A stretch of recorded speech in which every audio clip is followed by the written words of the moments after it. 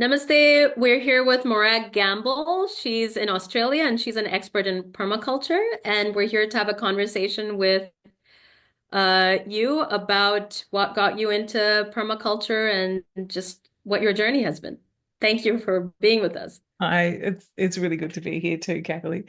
Permaculture is my whole life, and I can't remember when I wasn't interested in permaculture. It's something that's been talked about in my household when I was a kid. I remember my dad heard about permaculture on the radio when it first started out, and he heard the guy who was one of the founders of it talking about it on our national radio, and he said something to me like, "Gosh, this stuff just makes really good common sense. I reckon everyone should be doing permaculture, something to do with that." And that stuck with me, like as a really young kid. And and our life at home was really around those ideas, even though we didn't call it permaculture. Like my dad designed and built the house oriented towards the sun with passive cooling and, passive heating systems with rock walls. And we had, rewilded backyards with vegetable courtyards and some chickens down the back. And we lived simply and we ate good food. And it was really just, but it was in the suburbs of Melbourne, in a city, one of the main cities of Australia. But it was really about this sense of connectedness and also a really close community neighborhood. So I grew up with that. But then when I was about 14, um, I was at school and all of a sudden the entire school went dark and there was absolute panic because at that time we didn't have mobile phones or any like warning systems. What had happened was that all the soil from the western parts of Victoria where I lived and the state beyond rose up and just landed on our city. Tons and tons of soil landed. And this was like a massive dust storm that woke up Australia about the effects of treating our soil in the way that we did and depleting the forests and the water cycles. And it activated me. And all of a sudden, I sort of started to become this forest protector and be really acting against, things like logging. And then I became more aware of the nuclear disasters and Chernobyl had happened, and I became a sort of an anti-nuke protester as well. And as I, my youthfulness of fighting against everything, I started after a few years noticing that I would walk along the street and there'd be like people would just sort of cross the road because they didn't want to speak to me because I was always on about something. Like they didn't want to hear any more about nuclear or they didn't want to hear about like I was the kid at school who would sell the little badges like go solar and have stickers on my bicycle that I rode to school on my helmet and about always trying to share a message and people just got really sick of it and and then I started hearing about permaculture again and I had got really interested in design and so I started thinking, well, okay, if it's not Can that. I interrupt you for a second? Could you help us understand what permaculture is? Hmm. So permaculture is essentially about designing for one planet living. Like, how do we design human systems that mean we can have a high quality of life, but a much lower impact? And how can we design for maybe more local community, understanding our local place better and designing with nature, looking at how to support local economic systems, nurture local communities, restore the soils, find ways of meeting our needs as close to home as possible, but not as a me thing, not as a separate, like extracting ourselves away from society. It's like leaning in, like how do we turn the me to a we? So it's really like shifting from the extractive consumer world into a world that's more sort of based on working with nature, being ecoliterate, and like focusing on well-being of people and the planet. And it looks different wherever you are. So permaculture is as applicable in a New York apartment as it is to a refugee community. It just looks entirely different.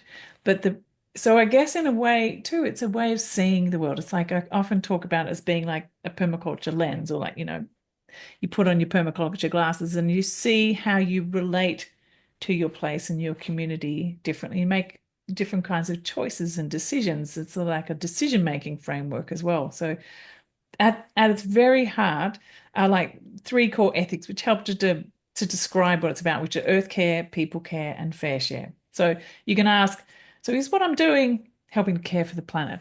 Is what I'm doing caring for people, that being yourself, like making sure you're doing self-care, caring for you, for those who are close around you, but also thinking about, well, how's what I'm doing and what I'm choosing in my life impacting on other people's in other places? And then the fair share part of it's going, well, is this enough? Like, what is enough? Is what I'm doing actually helping diminishing my footprint so that other species have what they need to thrive and be alive as well, and that whatever abundance I'm creating, that I can give back into the system. So, like, it's a really ethical, designed framework and a thinking framework. So, in a way, it's an ecological paradigm, I think you could call it too.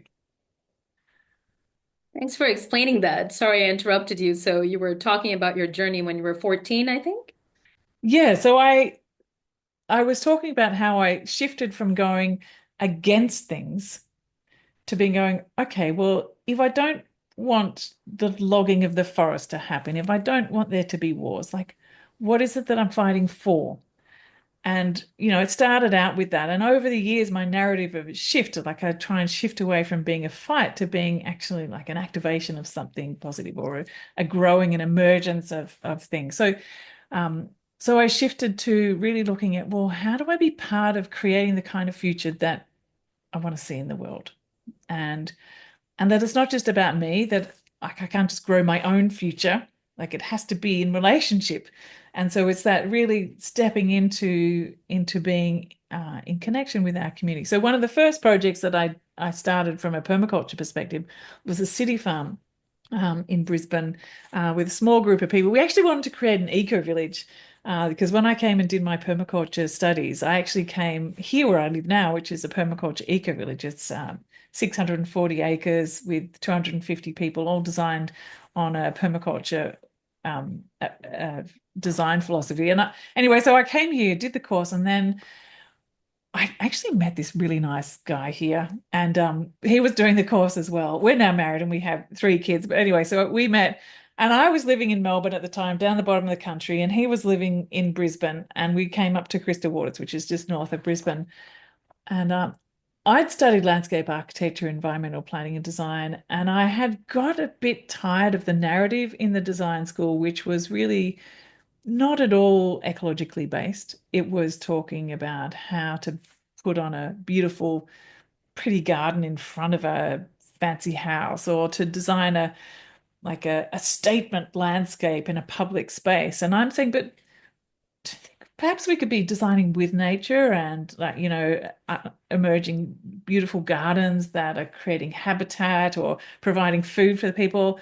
And I remember being told quite specifically by one of the leading lecturers that like, oh, designing with nature is just passe. I was like, what? And so I had been watching this eco village evolving, like from 1985 to 1988 was the design stage, and it was going out in all the local permaculture magazines. And my dad would bring home those magazines, and I'd be looking through them, and he'd show me them, and I and I'd always wanted to come here. And so when I had the chance to do a permaculture course, I ended up doing it up here.